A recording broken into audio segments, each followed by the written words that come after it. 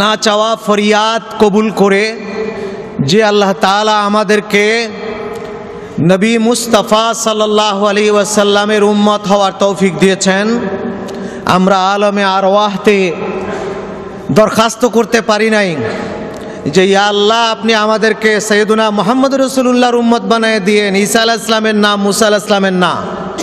এ দরখাস্ত কি আমরা করতে পেরেছিলাম? আল্লাহ তাআলা ইচ্ছে করলে আমাদেরকে ঈসা আলাইহিস সালামের উম্মত, মুসা আলাইহিস সালামের উম্মত যার ইচ্ছা দিতে পারতেন, কিন্তু দয়া পরবশে না চাওয়া ফরিয়াদ কবুল করে আল্লাহ আমাদেরকে বড় একটা বোনাস দিয়েছেন, সকল নবীর উম্মত আমাদেরকে করেছেন। সেই জন্য আল্লাহর দরবারে জবান দিল খুলে কণ্ঠ দারাজ করে সবটুকুন শক্তির কণ্ঠের প্রয়োগ করে আল্লাহকে খুশি করার জন্য আমরা সবাই একবার বলি আলহামদুলিল্লাহ। মোহতারাম, আমি আসলে এই জামিয়াতুল ফালাহ 10 দিন ব্যাপী শুহাদায়ে কারবালার অনুষ্ঠানে আসতে চাই না কেন, যখনই হুজুর আমাকে দাওয়াত করে তখনই আমার ওই লালবাতিটা জ্বলে যে এখানে বলবার মতো উপযুক্ততা আমার নাই, বরং চুপচাপ থাকি, মোটামুটি একটা ফুটানি বজায় রাখা যায়, মুখ খুললেই তো গোমর ফাঁক।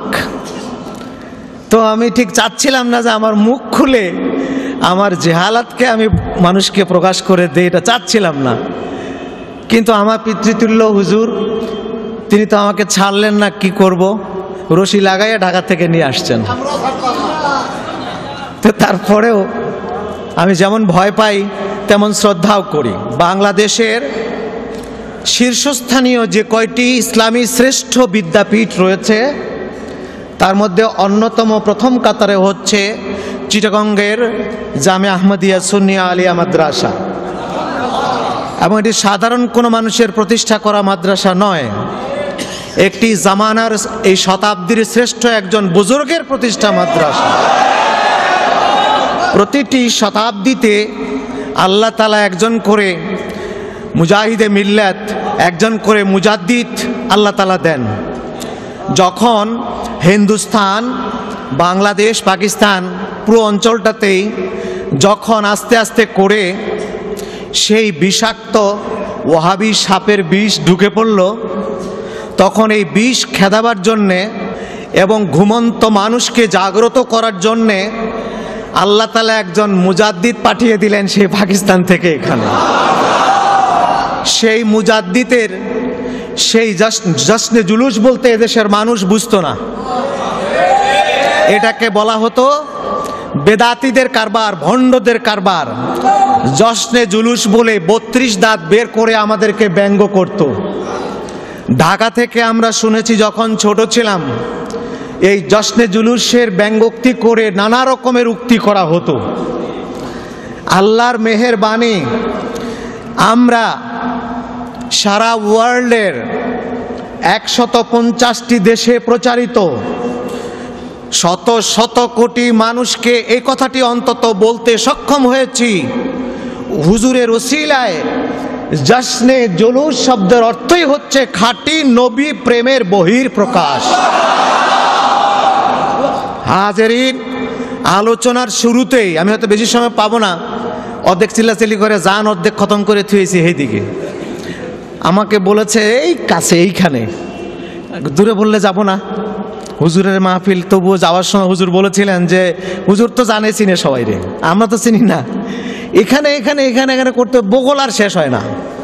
বহু দূর থেকে আসলাম কষ্ট করে, খুব আর তাড়াহুড়া করে আল্লাহ আল্লাহ করতে করে যে আল্লাহ তুমি 9টার মধ্যে আমাকে পৌঁছাও, তো 9:10 এসে পৌঁছতে পারছি।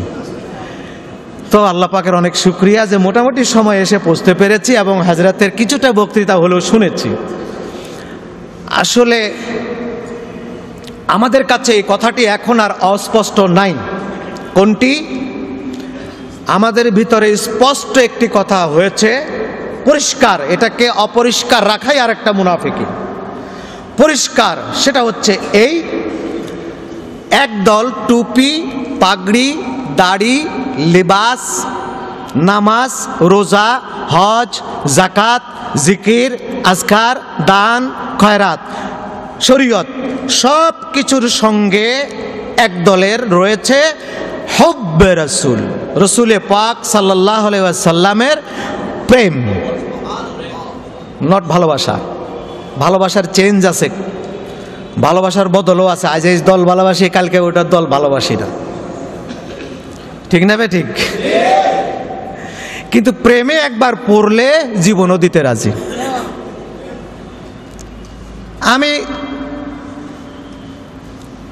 আমি মিষ্টি খেতে ভালোবাসি, মিষ্টি পাওয়া গেল না, তাই বলে কি চা বিস্কিট খাবো না? মিষ্টি ভালোবাসি, পাইলাম না, তো কি করবো? বাদ দেন, চা বিস্কিট লয়ে হেন। কিন্তু আমি মিষ্টির প্রেমে পড়েছি, মিষ্টি না খাওয়া পর্যন্ত মুখে আমি এক ফোঁটা পানিও দেব না। এটার নাম হলো কি? প্রেম। রাসূলুল্লাহকে ভালোবাসি, এটার কোনো মূল্য নাই। মানুষে বলে আমাদেরকে তিরস্কার করে, এরা গরম সুন্নি। আরে সুন্নিয়াতের গরম ছাড়া কোনো সুযোগ নাই। সুন্নিয়াত মানেই গরম, নরমটা হইল মুনাফিক। মুনাফিকের ভালোবাসা হইল নরম। মুনাফিকের কাছে রাসূলুল্লাহ দিনের বেলা ভালো ছিল, পিছনে নামাজ পড়ছে, রাতের বেলা মুনাফিক ইহুদিদের সঙ্গে গিয়ে মিটিং করছে। এটা হলো মুনাফিকের ভালোবাসা নরম। যদি বেতাল দেখি, মারামারি, গ্রেনেড দেখি, আমার জান বাঁচায় আমি দজ্জা পার, কি বলে কর্ণফুলি পার। কিন্তু রাসূল প্রেমিক যিনি, তিনি পার, রাসূলকে ছেড়ে যেতে পারেন না। সুতরাং আমরা একদল, টুপি আছে, দাড়ি আছে, শরীয়ত আছে, আমরা মানি, জিকির করি, তরিকা আছে, পাশাপাশি আমরা তাসাউফ, আধ্যাত্মিক চর্চা করি এবং রাসূল পাক সাল্লাল্লাহু আলাইহি ওয়াসাল্লামের প্রেম ছাড়া বাঁচব না। সাহাবায়ে কেরাম রাসূলুল্লাহকে যেভাবে ভালোবাসছেন, আমরা সেই পদাঙ্কন অনুসরণ করি। এবার বাঁ দিকে আসেন, বাঁ দিকে আরেকটা দল আছে, সেই দলেরও টুপি আছে, দাড়ি আছে, পাগড়ি আছে, নামাজ আছে, রোজা আছে, হজ আছে, জাকাত আছে, মাদ্রাসা আছে, মসজিদ আছে, জিকির আছে, আজকার আছে, মাহফিল আছে, তাফসীর আছে, মুহাদ্দিস আছে, সব আছে। কিন্তু একটা জিনিস নাই, হুব্বে রাসূল নাই। রাসূল তাদের মেসেঞ্জার, পিয়ন। ওনারা কোরআনের মালিক, কোরআন আল্লাহর কাছ থেকে কান্দে বহন করে রাসূল আইনা দিয়েছে, এই রাসূলের দায়িত্ব শেষ। কোরআন ছাড়া মানি না, রাসূল মোদের নেতা, কোরআন আন্না দিছে, এটার নেতা। আচ্ছা, এদের কাছে রাসূল মেসেঞ্জার, এদের কাছে রাসূলুল্লাহ আমাদের মতো জন্ম নিয়েছেন, জন্ম দিয়েছেন, আমাদের মতো মরেছেন, কাফন পরেছেন, কবরে শুয়েছেন, আছে কিনা তাও ঠিক নেই। এদের কাছে রাসূলুল্লাহ সাধারণ আর 10 জন মানুষের মতো মৃত্যুবরণ করেছেন। সুতরাং এদের কাছে দুইটি জিনিস নাই, আমাদের কাছে দুইটি জিনিস আছে, বাকি সব কিন্তু এক। এই মসজিদের দুইটা ভাগ করেন, এদিকেও যেরকম দেখা যায় ওইদিকেও আসহাবুল ইয়ামিন, আসহাবুশ শিমাল, তাই বলে আপনারা না কিন্তু আবার এক্সাম্পল। তাহলে এই দুইটা দলের মধ্যে টুপি, পাগড়ি, দাড়ি, টুপি সব এক সমান, সব ঠিক আছে। এই দলের কাছে শুধু দুইটা জিনিস আছে, ওই দলের কাছে দুই জিনিস নাই। এই দলের কাছে আছে মোহাব্বত, প্রেম আর আদব। ওই দলের কাছে এই দুইটা জিনিস নাই, প্রেম নাই, আদব নাই। ওই দলের প্রেম নাই আর কি নাই, আদব নাই। বাস এটা এখন বর্তমান দুনিয়ায় দুইটা ভাগ। এই দলের প্রেম আছে, আদব আছে, ওই দলের প্রেম নাই, আদব নাই। এই দলের কাছে যে দুইটা জিনিস ছিল, সে দুইটা সাহাবীর কাছে ছিল। ওই দলের কাছে যে জিনিসগুলো আছে, এটা মুনাফিকেরও ছিল। এই দলের কাছে যে দুই জিনিস আছে, সে দুই জিনিস কাদের ছিল? সাহাবায়ে কেরাম আজমাইন তাদের ছিল। আর বাকি যে জিনিসগুলা, নামাজ, রোজা, কলেমা, এগুলো মুনাফিকেরও ছিল। এই জন্য আদব আর বেআদব আর মোহাব্বত, বেমোহাব্বত, এই দুটার মাঝখানে একটু কথা বলি, কতক্ষণ এদিকে কতক্ষণ এদিকে। আসেন এবার মনে রাখতে হবে, পরিষ্কার করে যে আবুল মুকাররম 6 থেকে 6.5 লক্ষ বছর সেজদা করেছেন, ইবাদত করেছেন। আল্লাহ তাআলা এত খুশি হলেন, সমস্ত ফেরেশতার পিশাব বানিয়ে দিলেন। ওস্তাদ, এই লোক, এই ব্যক্তিত্বের মর্যাদা কম না বেশি? বেশি। খালি বেশির কোনো হিসাব আছে? বেহিসাব বেশি। আল্লাহ যখন বললেন উসজুদ লি আদম, সিজদা করলো না। আল্লাহ যখন প্রশ্ন করলেন মা মানাকা আল্লা তাসজুদ ইয আমারতুক, হুকুম করলাম সিজদা করলি না কেন? যদি আবুল মুকাররম সম্মানিত পীর সাহেব বলতেন খোদা আমার ভুল হয়েছে, আরেকটা বার চান্স দেন, এটা ছিল আরেকটা ব্যবস্থা। যদি বলতো আল্লাহ আপনি আমাকে দুষছেন কেন, আমি তো ফেরেশতা না, আপনি তো হুকুম করছেন ফেরেশতারে, আমি তো ফেরেশতা না, আমি তো জিন, তাহলেও আল্লাহ তাআলা থ্যাংক ইউ দিতেন। তো বুদ্ধি আছে মাথায়। এ কি করেছে? দুইটা না করে বেয়াদবি করছে। কাইফা আসজুদ খালাকতানি মিন নার খালাকতাহু মিন তিন, আগুন দিয়ে বানালেন আমাকে, পচা কাদা মাটি দিয়ে বানালেন ওকে। 6 লক্ষ বছর ইবাদত করেছি, বেটা মাত্র জন্ম নিল আমার চোখের সামনে, আরে এটার আমারে কোন সেজদা করতে, কি কেমন হুকুম এটা? মানুষ কয় ইবলিস সেজদা না করে ইবলিস হয়েছে। ন, সেজদা না করে যদি ইবলিস হতো তাহলে সেজদা যখন করে নাই সঙ্গে সঙ্গে কইতো ও খরুজ মিন্নি মালাউন, বাইরে যা। আল্লাহ তো তা বলে নাই, শৌকজ করেছেন, আত্মপক্ষ সমর্থনের সুযোগ তো আল্লাহ দিছেন, সঙ্গে সঙ্গে তো আল্লাহ আর ইবলিস বানায় নাই। যখন আত্মপক্ষ সমর্থন করার সুযোগ পেয়ে সে বেয়াদবি করলো যে কেমন করে আমি সেজদা করবো, পচা কাদা মাটির মানুষটাকে আমি আমার চোখের সামনে দেখলাম।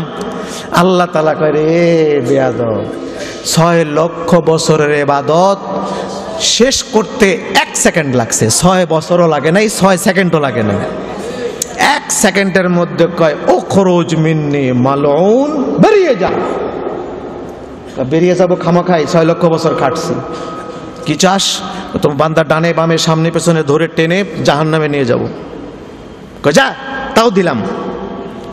এইবার টাইম শোন, চতুর্পাশে নিয়ে নিলি, খুশি খুশি, উপরে আর নিচে এই দুইটা আমার রইল। একবার যদি কয় আল্লাহ মাফ করে দে, আর একবার যদি সেজদায় কয় আল্লাহ সুবহান রাব্বিয়াল আলা, 100 বছর তুই শয়তানি করাবি, 100 বছরের গুনাহ ওই এক সেজদায় মাফ করে দেব। আহাব্বু ইলাইয়া খাসলাতান মিন আবদি, আমার বান্দার এই দুটো খাসলত আমার কাছে বড় প্রিয়। একটা হাত তুলে কানবে, ওই ক্রন্দনরত চেহারার দিকে আমি আল্লাহ 99 ভাগ প্রেমের নজর দিয়ে তাকাই। আর বান্দা যখন গোলামের মতো দুহাত মাটিতে রেখে কপালটা মাটিতে লাগাই দিবে, নাক কপাল ঠেসে ধরবে, ওই সেজদারত চেহারার দিকে আমি আল্লাহ 99 ভাগ মোহাব্বত প্রেম দিয়ে তাকাই। এ হলো দুনিয়ায় 2, আর কিয়ামতের ময়দানে তাকাবো একবার। কিয়ামতের ময়দানে একবার, দুনিয়ায় তাকাবো কয়বার? আল্লাহ 99 ভাগ প্রেমের নজরে বান্দার দিকে দুনিয়ায় 2 বারই তাকায়, আর একবার তাকাবে কিয়ামতের দিন। কি?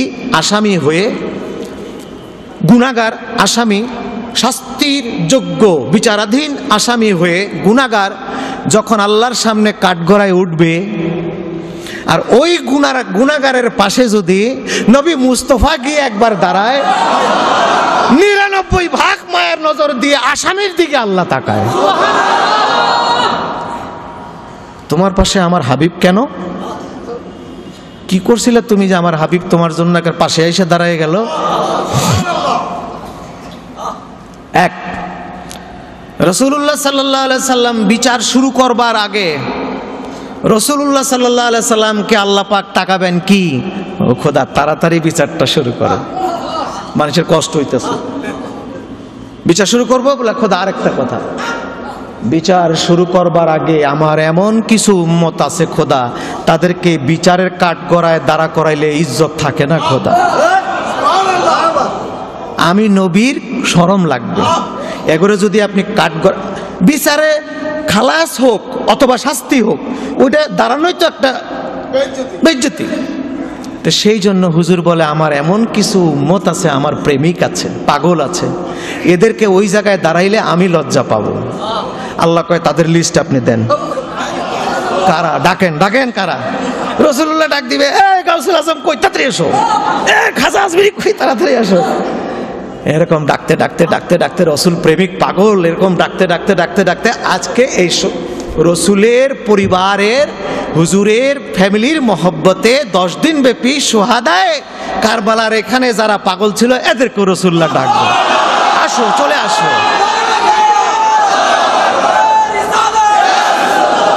ডেকে বলবো খোদা এই যে এই লোকগুলো, ওখানে দাঁড়াতে হবে না, গো সোজা চলে যাও জান্নাতুল আদন। ফার্স্ট ক্লাসের চেয়ার আছে জান্নাতুল আদনে। জান্নাতুল আদন আল্লাহ তাআলা 4টা জিনিস হাত দিয়ে বানাইছেন যত্ন করে, বাকি সব কুন ফায়াকুন। খালাকাল্লাহু তাআলা কুল্লাল আশিয়া বিলাফজিল কওন ইল্লা আরবাআত। সমস্ত জিনিস আল্লাহ বলছেন হও, হয়ে গেছে। 4টা জিনিস তা বলে নাই। 4টা জিনিসকে আল্লাহ নিজের কুদরতের হাতে বানাইয়ে আর জবান দিয়ে তারপরে জিজ্ঞেস করেছে কিছু বলবে। এই 4টার একটা হলো কলম, 2 নম্বর আরশ, 3 নম্বর জান্নাতুল আদন, 4 নম্বর আদম আলাইহিস সালাম। আদম আলাইহিস সালামকে বানাইয়া আল্লাহ তাআলা নামাজের সুরতে বসায় রাখছেন। কথা বলার শক্তি, চোখের শক্তি, কানের শক্তি, হাঁটার শক্তি সব দিয়েছেন। আল্লাহ তাআলা চাই রয়েছেন কৌতূহল, প্রথম বানাইলাম দেখি কি কয়, দেখি কি কয়, দেখি কি কয়। 40 বছর কথা কয় না, 40 বছর কথা কয় না। আল্লাহ তাআলা ইরফা রাসাক, মাথা উঠাও, কথা কও না বেটা, কি হয়েছে তোমার? মাথা উঠায় বলে খোদা আমি সব পেয়েছি, আমার কথা বলার শক্তি আছে, আমার দেখার শক্তি দিয়েছেন, কথা বলার শক্তি দিয়েছেন, বুঝার শক্তি দিয়েছেন। খোদা একটা জিনিস পাই নাই, এই জন্য চুপ করে আছি, আপনার অনুমতি পাই নাই। আপনি আমাকে কথা বলার শক্তি দিয়েছেন, বাট হুকুম তো দেন নাই। আল্লাহ খুশি হয়ে গেলেন মানুষ বানাইয়া। প্রথমে আল্লাহ খুশি হলেন, তুমি আমাকে এত খুশি করলে, অনুমতি চেয়ে আদব দেখাইয়া খুশি করলে। সেই জন্য আল্লাহ নগদ 3টা পুরস্কার দিলেন। এক্ষুনি তোমাকে 3টা পুরস্কার, আশরাফুল মখলুকাত, তোমার জাত মানুষ আশরাফুল মখলুকাত হবে, যাও। 2 নম্বর তোমাকে দিলাম আহসানে তাকওয়িম, সুন্দর চেহারা অবয়ব। 3 নম্বর দিলাম আত্মার শক্তি, আত্মার জ্ঞান দিলাম। জ্ঞানের চেম্বার একটা, মাথার খুলি। শুধু মানুষকে আল্লাহ জ্ঞানের আরেকটা চেম্বার দিয়েছেন, কি? আত্মার জ্ঞান। মাথার খুলির জ্ঞানের শুরু শেষ দুইটাই আছে, ভুল আছে। আত্মার জ্ঞানের শুরু দুনিয়া, শেষ আরশ। আত্মার জ্ঞানের কোনো মিস্টেক নাই। আত্মার জ্ঞানের কন্ট্রোলিং আল্লাহর কাছে। আর দিমাগের কন্ট্রোলিং লিকুল্লি ইবাদিন আফআলিয়াতুন ইখতিয়ারিয়া। প্রত্যেক মানুষকে আল্লাহ মাথার জ্ঞান পরিচালনা করার ইখতিয়ার দিয়েছেন, কিন্তু আত্মার জ্ঞান পরিচালনার ইখতিয়ার আল্লাহ এবং রাসূলের। সেই জন্য এটার ভুল নাই, মিস নাই, সেজন্য এটার দেওয়াল নাই। এখান থেকে আত্মার জ্ঞান এখানে বসে রাসূলুল্লাহ রওজা মাঝখানে সব তুলে দেন আল্লাহ তাআলা। আজকে দুনিয়ায় যারা বেয়াদবি করছে, মরা কবরের শোয়ার সময় যখন মুখটা ঘুরাইয়া ঢেল দিয়া কাজ করে দিব, মাঝখানে গম্বাদে খাদরাত থেকে সব তুলে দিয়ে বলবে মা তাকুলু লিহাদার রাজুল। কেটা এটা? চিনলাম না তো, চিনলাম না।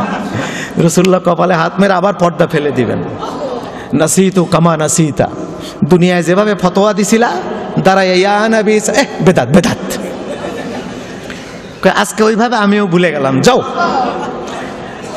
আর আপনারা আশিকে রাসূল, আমরা মারা যাব যখন আমাদের পর্দা তুলে দিবে, জিজ্ঞাসা করার আগেই বলবো ইয়া রাসূলুল্লাহ আমি আছি। হুজুর সেখান থেকে ডাক দিবে ফেরেশতা, এই আমার পাগল খবরদার।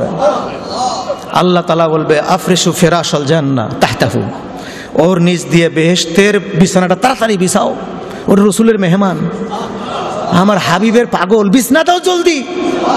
আপনার কাপড় তল দিয়ে বেহেশতের বিছনা দেবে।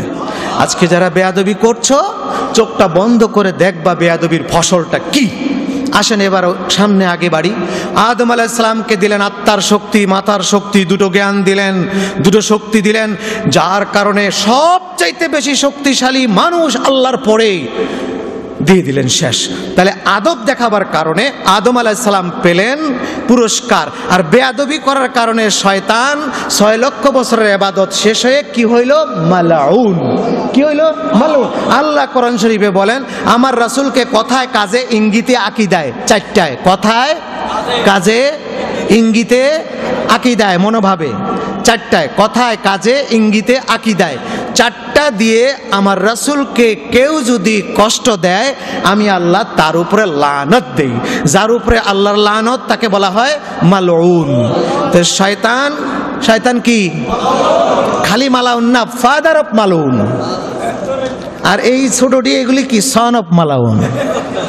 যারা আমার রাসূলকে বলে আমার মতো মরেছে, আমাদের মতো জন্ম নিয়েছেন, আমাদের মতো জন্ম দিয়েছেন, আমাদের মতো ব্যথা পাইছেন, আমাদের মতো কবরে আছেন, তিনি মারা গেছেন, ওইটা বরজক, ওইটা আরেকটা আলম, ওখান থেকে রাসূলুল্লাহ ব্যাক করে পিছন দিকে কিছু দেখে না, এরা কি?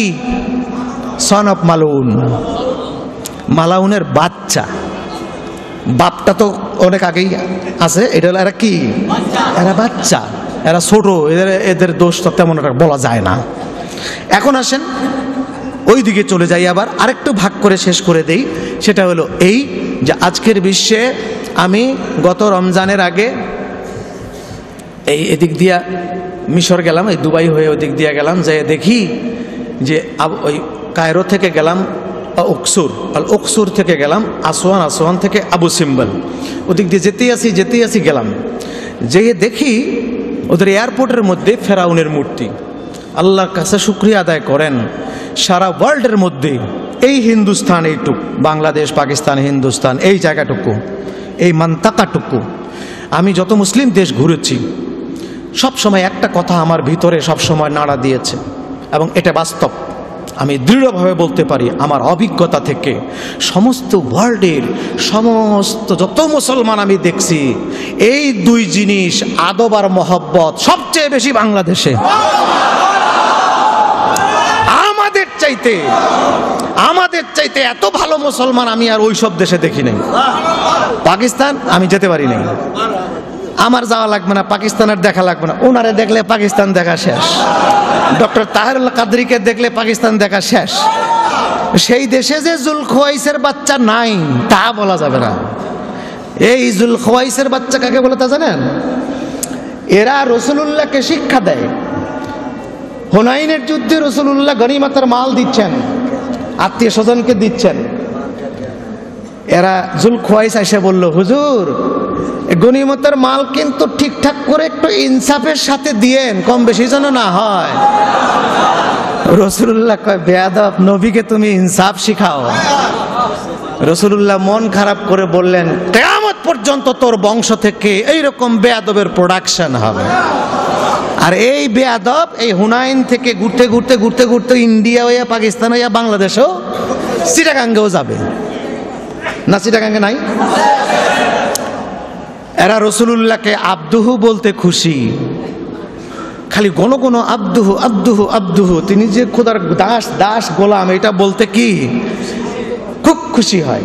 আমরা আল্লাহ ওনাকে দাস বলবেন, উনি আল্লাহর গোলাম, আমরা জানি, মানি, বাট আমাদের মুখ দিয়ে আমরা বলতে পারি না, আমরা বলতে পারি না।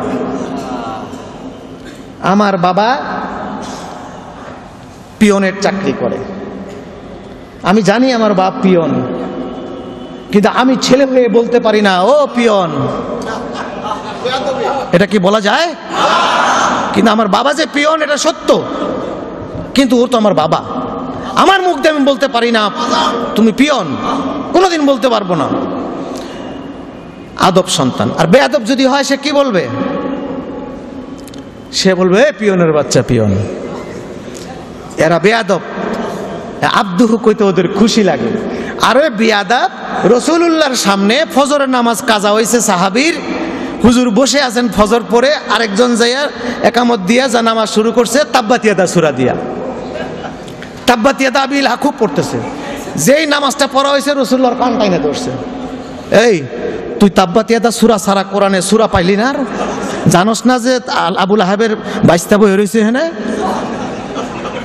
সাহাবী থাই বেকুব হুজুর মাফ করেন, আপনার যে এরকম কাফের চাচার উপরে এত মায়া এখনো, এটা তো বুঝতে পারি নাই আমরা।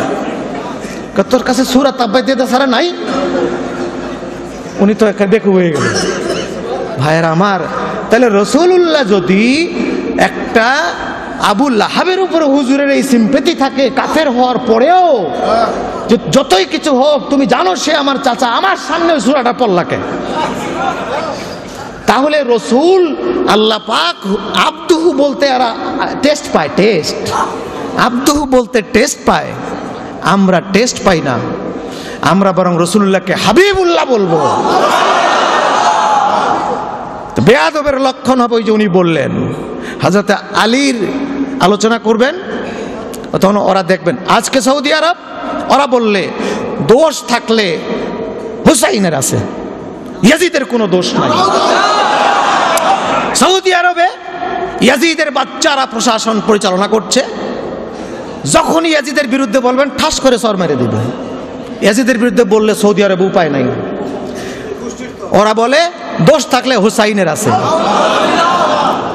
এই ইয়াজিদের টাকা বাংলাদেশে খাইয়া, রিয়াল খাইয়া পেটের তল্লা বাড়ি হয়ে গেছে গা। এরা বক্তৃতা করে বাংলাদেশে বলতেছে হুসাইনের দোষেই কারবালার ঘটনা হয়েছে। আজকে যারা হুসাইনের দোষ বলে কারবালাকে ভিন্ন খাতে চালিয়ে দিতে চায়, তাদের পিছনে কি নামাজ পড়া জায়েজ হবে? বেয়াদবের পিছনে নামাজ পড়া জায়েজ হবে? সারা বাংলাদেশের মানুষ যেন মনে রাখে, কারবালাকে যারা হুসাইনকে দায়ী করতে চায় তাদেরকে সালাম দেওয়া হারাম, এদের পিছনে নামাজ পড়া জায়েজ নাই, গুনার কাজ। এদেরকে যতবার মালাউন বলবেন ততবার 10টা করে নেকি না চাইতেই পাবেন। মালাউন আজকে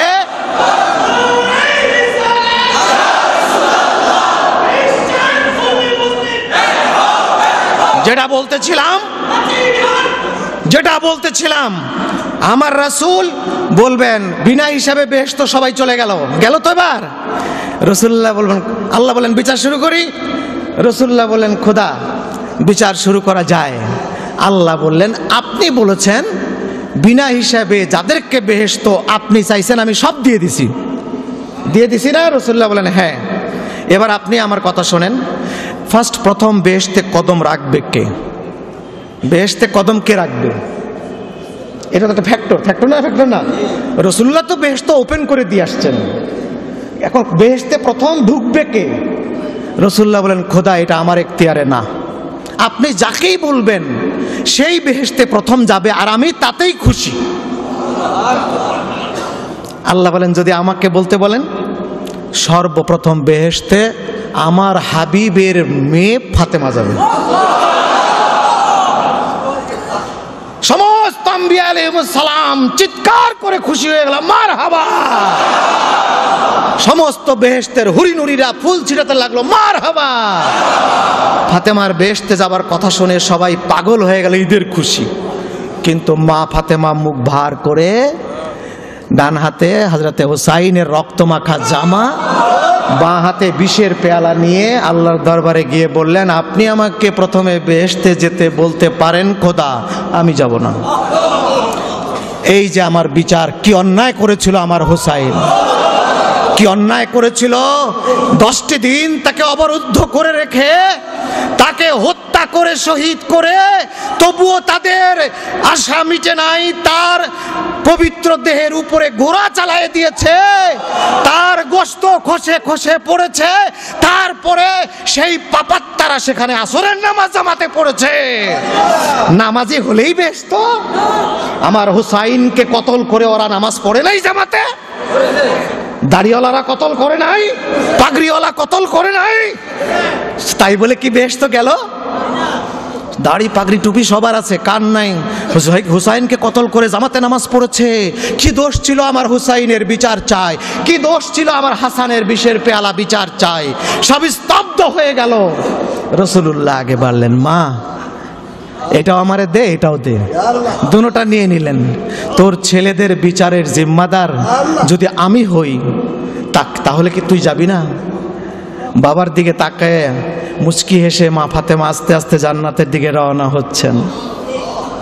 হুজুর বললেন, খোদা ওমান খালফাহা, ফাতেমা একাই যাবে, তার পিছনে কি আর কেউ যাবে না? আল্লাহ বলেন, তার পিছনে যাবে কে? রাসূলুল্লাহ বাসার থেকে বের হয়ে গেছেন, ফাজা হাসান, হযরত হাসান আসছেন, কম্বলের নিচে ঢুকাই দিছে। দৌড়ায় হুসাইন আসছে, কম্বলের নিচে ঢুকাই দিছে। হযরত আয়েশা বলেন, আমি দেখতেছি হুজুর কি ব্যাপার, হুজুর আজকে এরকম করে কেন? দুই নাতিরে নিয়ে দুই কম্বল তলে ঢুকাই দিল। মা ফাতেমা কয় যে, বাবা আজকে এরকম করছে কেন? ফাতেমা আগায় আসছে, কয় তুমিও আসো, কম্বলের তলে ঢুকাইছে। আলী বলে যে, ব্যাপার কি, হুজুর আজকে এরকম করছে কেন?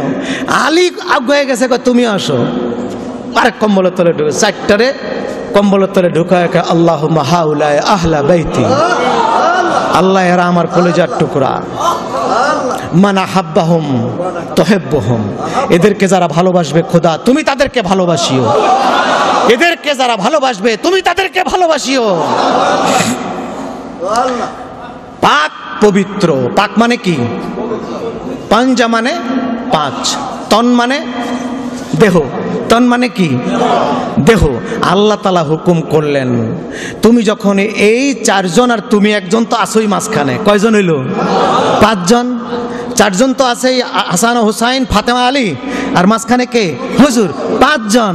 আল্লাহ কয়, আমি পাঁচজনকে জন্মের মতো পবিত্র করে দিয়ে দিলাম, এদের চেহারার দিক যারা মহব্বত করে তাকাবে তারাও পবিত্র হয়ে গেল। পবিত্র করে দিয়ে দিলাম। এই জন্য আমরা বলি পাক পাঞ্জাতন। বেয়াদবের দল জাহেল, পাক পাঞ্জাতন শুনলে দাঁতে ভেটকি দেয় শিম্পাঞ্জির মতো। বেয়াদবরা পাক পাঞ্জাতন বোঝে না, কয় কি পাক পাঞ্জাতন? বেয়াদব পাক পাঞ্জাতন, পাঁচটি দেহকে আল্লাহ তাআলা এমন ভাবে পবিত্র করেছেন পরশ পাথরের মতো, তাদের সঙ্গে যারা লাগবে তারাও পবিত্র, তাদের দিকে যারা দেখবে তারাও পবিত্র, তাদের সঙ্গে তাদেরকে যারা ভালোবাসবে তাদের সঙ্গে তারা জান্নাতে যাবে। কে যাবে তার পেছনে? বলে তার পেছনে যাবে তার স্বামী আলী। হুজুর বললেন ওমান হুম খালফা, তার পেছনে কে কে যাবে? আল্লাহ বললেন তার স্বামী আর তার দুই ছেলে হাসান হুসাইন। যাও দিয়ে দাও, যেই সাথে দিয়ে। এবার হুজুর কয়, মা তোর বিচার কি আরো লাগবে? একটু আগে যে বিচার চাইছিলি, তোর ছেলেও তোর সাথে যাচ্ছে, তোর স্বামীও যাচ্ছে, বিচার চাবি কার? আরে বেয়াদব, যারা আমার রাসূলের কলিজাকে জবাই করে ঘোড়া চালায় দিলা, আর তার মা সেদিন, তার নানা সেদিন তোমাদেরকে ক্ষমা করে দেবে, হেসে দিবে, আমার আর বিচার লাগবে না, আল্লাহর বিচার আল্লাহই করুন, বেহেশতে চলে যাবেন। সেই হাসান হুসাইন, তাদের সোহাদা, তাদের সঙ্গী হযরত হুসাইনের সঙ্গে যারা শহীদ হয়েছেন, তাদের উদ্দেশ্যে হুজুর আজকে একটা এত দামি কথা বলেছেন যে প্রিন্সিপাল হুজুর, যে রাউদাতুম মির রিয়াদিল জান্নাহ, দোয়া কবুলের বড় জায়গা আপনারা জানেন। সেখানে একটা সতুনে শরীরের কাছে বসে, যেখানে হুজুর ইতিকাফ করতেন, বারবার মাথা ঢুকাই দিতেন। জানলা এখনো আছে, জানালা কিন্তু এখনো, যেই জানালা দিয়ে হুজুর মাথা ঢুকাইয়া দিতেন সেই জানালা এখনো আছে, ছোট করে রড দেওয়া আছে। আমার জীবনের প্রথম হজ করতে গেছি, মসজিদে নববীতে দৌড় দিয়ে যাই, একখানে বসে পড়ছি, জানি না পূব পশ্চিম কিছু চিনি না। সকালবেলা ফজরের পর একজনের বললাম, ভাই হুজুরের রওজা কই? কয় তোমার বাম দিকে মাত্র 2 হাত দূরে। কি রে কও কি তুমি? কয় এই জানলার এই পাশেই দেখো হয়েছে। আর চমকে গেলাম যে আমি হুজুরের এত কাছে, জীবনে প্রথম গেছি তো শরীর শিহরে উঠলো, হুজুর আমি আপনার এত কাছে। সেদিন বলছিলাম, হুজুর আমার একটা কথা শুধু খালি আপনার কাছে আমি বলে যাই, হুজুর আমার জীবনে এটা যেন প্রথম আশা না হয়, এটাই যেন শেষ আশা না হয়, আমি বারবার যেন আপনার কাছে আসতে পারি, আমার এটা আগে কবুল করেন আগে, তারপর অন্য কথা। সেই থেকে নিয়ে 89 থেকে নিয়ে আজও পর্যন্ত আমি নাদান, নালায়েক, আদনা, শুধু এইটুকু পাগলের মতো বলতে পেরেছিলাম, বলার সঙ্গে সঙ্গে কবুল হইল। 89 থেকে আজ পর্যন্ত আমার একবারও মিস হয় নাই হজ। এবার একটা অ্যাক্সিডেন্ট হয়েছে গত মে মাসে, 8 মাস আগে। গাড়ি অ্যাক্সিডেন্ট করে হাইওয়ে থেকে, বগুড়ার থেকে নিচে পড়ে গেছি, 4-5টা গাছ ভেঙে চুরে একবারে খাদে, মাথা ফেটে গেল, কোমরের হাড় ফেটে গেল, হাসপাতালে থাকলাম। ভেবেছিলাম, ডাক্তার বলেছে 1 বৎসর কোনো লড়াচড়া করতে পারবেন না। আমি ভাবছি যে এবার আমার হজ শেষ। কি সুন্দর হজের আগে দাঁড়ায় গেলাম তাকরা, ফাটা ফুটা সব গেল গা, যাই সুন্দর আমি হজ করে চলে আসলাম। আমার এই অ্যাক্সিডেন্টের কোনো প্রভাবই পড়ে নাই সফরে, বরং অন্যান্য বছর হজ করার পর 10-15 দিন বিছানায় থাকি, এবার 10-15 মিনিটও বিছানায় ছিলাম না। এবার আমি ভালো আছি। শুনেন, হুজুর সাল্লাল্লাহু আলাইহি ওয়াসাল্লাম হায়াতুন নবী সেখানে নালিশ দেওয়ার সঙ্গে সঙ্গে আমি 89 সালে দেখলাম সৌদি পুলিশ সুদানিকে মারলো। কি সৌদি সুদানি মারামারি হয়েছে, পুলিশ সুদানিকে মার দিল, সৌদিকে কিছু বললো না। সুদানি সহ্য করতে না পেরে রাসূলুল্লাহ রওজার জালি ধরে বলে, হুজুর, ও আরবিতে বলতেছে আপনি বিচার করেন, আমাকে বিনা দোষে মারছে, আমি অন্যায় করি নাই, হুজুর আপনি বিচার করেন। ওখান থেকেও তাকে পুলিশ টেনে সরায় বের করে দিল। বের হয়ে দেখে যেখানে মারামারি হয়েছে সেখানে মেলা মানুষ। যাইয়া দেখি ওই যে পুলিশ তারে মারছে কোমর থেকে নিচ দিকে একদম প্যারালাইজড। ওকে নিয়ে হাসপাতাল গেল। ওইখানে বসে পড়লাম যে ইয়া আল্লাহ, হুজুর সাল্লাল্লাহু আলাইহি ওয়াসাল্লাম এরকম জীবিত এখনো, আর বদমাইশ বেয়াদবরা কয় মারা গেছে। ইন্না রাসূলুল্লাহি কাদ মাত। ওরা সৌদি আরবরা বলে মসজিদে, আমি মসজিদে 89 সালে 1 বছর জেদ্দা বিমানবন্দর মসজিদের ইমাম ছিলাম। নামাজ পড়ায় যেই ঘুরে বসতাম, মুবাল্লিগ আসতো, কার্ড দেখাইতো, বক্তৃতা করতো, আইয়ুহাল হুজ্জাজ বাদাল হাজ্জি ইমশুনা আলা তুল ইলা বিলাদিকুম লিমাযা তামশুনা ইলাল মাদিনা أن تمشون إلى المدينة لا لزيارة قبر الرسول وهذا بدعة وأنتم أهل البدعة إن رسول الله قد مات لا يفوز الناس من قبره أبدا أبدا কি বলতো জানেন? জুলখওয়াইসের গোষ্ঠী, জুলখওয়াইসের বাচ্চারা বলতো, এই লোকেরা হজ করার পর এখানে কি চাও, মদিনায় যাও কেন, তোমরা সোজা দেশে চলে যাবা। যদি মদিনায় যেতে হয় তাহলে রাসূলুল্লাহর কবর জিয়ারতের জন্য নয়, ওইটা বিদআহ। যাবা মসজিদে নামাজ পড়ার জন্য, ওইখানে 50,000 রাকাত নামাজের সওয়াব আছে। তোমরা তো বেদাতের গোষ্ঠী, আজমিরা বেদাতের গোষ্ঠী, ওখানে তোমরা বেদাত করতে যেও না, ওখানে মসজিদে নামাজ পড়তে যেও। মোল্লা চিনলি খাইলা, মোল্লা চিনলা না। যার জন্য মসজিদ পাইলা নববী, যার জন্য 50,000 রাকাত নামাজের সওয়াব পাইতা, রাসূলুল্লাহ যদি কোন রকম জমিয়তুল ফালা মসজিদে আইতে পারতেন, এই জায়গায় যদি হুজুরের রওজা শরীফ হতো, এখানে নামাজ পড়লো 50,000 রাকাত নামাজের সওয়াব হইতো না? মদিনায় চট্টিয়াল ময়দান, পাথর আর বালু, আবহাওয়া অনুকূল না প্রতিকূল, কে যায় সেখানে যদি আমার রসুল না যাইতো?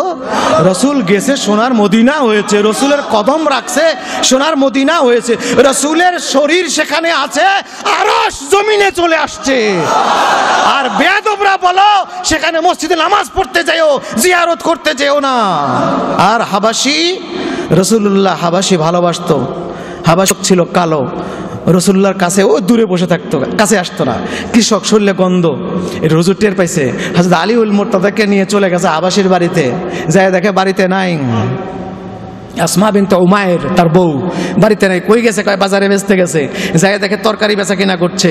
রাসূলুল্লাহ সাল্লাল্লাহু আলাইহি সাল্লাম পিছন দিক দিয়ে যায় চোখ চিপে ধরছে। যেই চোখ চিপে ধরছে, পেটে এক হাত দিয়ে চোখ চিপে ধরছে, উনি প্রথম একবার বলছে, কে ভাই আমার বেচা কেনার সময় ডিস্টার্ব করো না। হুজুরের হাতের খুশবু গেছে, হুজুরের দেহের খুশবু। হুজুর তো খুশবু ছিলেন, কোনো বাচ্চার মাথায় ফু দিত, ওই বাচ্চার মাথা সারাদিন খুশবু ছড়াইত। যেই বুঝছে যে এটা হুজুর, শরীর ছেড়ে দিছে, একদম শরীর ছেড়ে দিছে। হুজুর সাল্লাল্লাহু আলাইহি ওয়াসাল্লাম আরো জড়ায় ধরছে, এই আলী এটা তো পড়ে গেল, পড়ে গেল, পড়ে কেন? আরো শরীর, আরো হুজুর জড়ায় ধরে। কিছুক্ষণ পর দাঁড়ায় গেছে। হুজুর বলে, তুমি এরকম করলে কেন? কয়, হুজুর জীবনে কত স্বাদ ছিল, আপনার দেহ মোবারকে একটু চুমু দিব, কিন্তু আমি পচা, আমি কৃষক, আমার সাহস হয়নি হুজুর। আমার ভাইজানেরা, সাহাবীরা সবাই কত সুন্দর, কত পরিষ্কার, ওদের সাথে, ওদের ভিতর দিয়ে আপনার কাছে যাব, আমার সাহস হয়নি। কিন্তু মনে বড় আশা ছিল, একটা দিন যদি খেলে আপনার ধরতে পারতাম, একটু চুমা দিতে পারতাম। আজকে যখন আপনি আমাকে চোখ চিপে ধরেছেন, এই সুযোগ কি আমি ছাড়ি? আমি আমার দেহ ছেড়ে দিয়েছি, এই জন্য আপনি আমাকে জড়ায়ে ধরেন, আরো ধরেন, আরো ধরেন। আমার যদি আর কোনো উপায় না হয়, আমার রসুলের জিসিম মুবারকের সঙ্গে আমার জিসিম লাগছে, এই জন্য আল্লাহ আমারে মাফ করে দেবে। রাসূলুল্লাহ বলেন, পাগল, চলো বাসায়, চলো, যাও। বাসায় গেছে, কি আছে পাকাও। হুজুর খেলেন, আমি ঘুমাবো, ঘুমাবার জায়গা নাই, গরিব মানুষ, জায়গা দিতে পারে নাই। হযরত আলী বলে, হুজুর আপনি আমার রানে ঘুমান, বালিশ নাই। আচ্ছা তোমার রানে ঘুমাবো। ঘুমাইলেন, আর উনি বসে আছে। আসমা বিনতে উমায়ের তিনি ভিতরে আছেন। আস্তে আস্তে আসরের নামাজ, হুজুর উঠে না, সূর্য লাল হয়ে গেল, হুজুর উঠে না। হাজরত আলীর চোখের পানি পড়তেছে, জীবনে আমি নামাজ কাজা করি নাই। ও আল্লাহ, আসরের নামাজ চলে গেল, আল্লাহ আসরের নামাজ চলে গেল, কিন্তু লড়ে না চড়ে না। মাগরিব হয়ে গেল, অন্ধকার হয়ে গেল। তখন হু হু করে কাঁদতেছে, দুনো ওয়াক্ত গেল। রাসূলুল্লাহ উঠছে, আলী কি হয়েছে, কান্দো কেন? লিমাজা তাবকে, কান্দো কেন? হুজুর আসরও গেছে, মাগরিবও যায়, আসরের নামাজ চলে গেছে হুজুর, আমি পড়তে পারি নাই হুজুর, কাজা। তো তুই ডাক দিলি না আমাকে, ঘুমাইছি, তুই ডাক দিবি না? ভাইজানেরা, আমাদের আদব পণ্ডিতের আদব আর সাহাবীদের আদব দেখেন, আদব তাহাকে বলে। আমাদের আদব, আমরা কইতাম হুজুর হুজুর উঠেন উঠেন, আসর গেল, দূর তোর কি এর নবী, নামাজ পড়েন আবার নবী। আর ইমাম যদি ফজর নামাজ পড়তে না পারে, ওর চাকরি থাকে না, থাকবে? আরে কি কিসের ইমাম, ফজরের সময় উঠতে পারে না আবার ইমাম। 33 বছর ইমামতি করে অভিজ্ঞতা এটাই হয়েছে। আচ্ছা ভালো কথা, রাসূলুল্লাহকে কি বলতাম, নামাজ পড়ে না, নামাজের সময় ঘুমায় থাকে, আবার নবী, কিরকম নবীর পিছনে পড়লাম রে। হযরত আলী কি বলেছেন? হযরত আলী বলেন, ইয়া রাসূলুল্লাহ, ইয়া হাবিবাল্লাহ, নামাজ কাজা হয়েছে, আমি কালকেও নামাজ পাবো। আজকের আসর কাজা হয়েছে, আমি কালকে পড়তে পারবো, কিন্তু আমার নবীরে আমি ঘুম থেকে কষ্ট দিয়ে কোনোদিন তুলতে পারবো না। ঘুম থেকে আমি আপনাকে কষ্ট দিয়ে তুলবো, এই কাজা আদায় হবে না। রাসূলুল্লাহ কয়, কি নামাজ পড়বা এখন? বলে আসর। বলে হ্যাঁ। বলে হুজুর নামাজ তো কালকে, আজকে তো আর নাই, আজকে তো আসর গেছেই, কালকে সে করে বেটা এখন। তো হযরত আলী বুঝতে পারছে কারবার কিছু একটা ঘটতে যাচ্ছে। হযরত আলী কয়, হুজুর যদি আপনার মর্জি হয় আমি প্রেসার দিব না। হুজুর কয়, রাতে দুঃশামস, এই সূর্য ঘুরে আস। আসমা বিনত উমাইর বলে, ইন্নী রাআইতু বিআইনাইয়া ইয়াতলাউ শামস বাদা গারাবাতিহা, আমি নিজ চোখে তাকায় দেখলাম হুজুর খালি হাত দিয়ে ইশারা করলেন, এ সূর্য, আমার আলী নামাজ পড়তে পারে নাই, একটু ব্যাক করো। বলার সঙ্গে সঙ্গে ডুবে যাওয়া সূর্য আসরের সময় হলো। হযরত আলী বলেন, তাড়াতাড়ি একামত দাও। একামত দিল, নামাজ, আসরের নামাজ সালাম ফিরাই, সুম্মা গারাবাত, আবার সূর্য চলে গেল। আবার একামত দাও, মাগরিব পড়ি। আবার মাগরিব পড়লেন, আসর মাগরিব একসঙ্গে পড়লেন।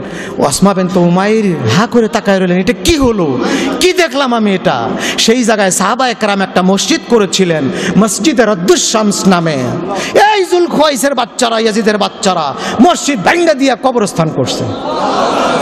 আল্লাহর মেহেরবানি, তুরস্কের তুর্কিরা, ওরা তো সাহসী, ওরা যাই আবার পাকা কলম দিয়ে লিখে দিছে যে মাকবারাতু রদ্দুস শামস, যে এটা রদ্দুস শামস কবরস্থান, সেই জায়গাটা এখনো আছে। এরকম বহু জিয়ারতের জায়গা তারা শেষ করে দিয়েছে।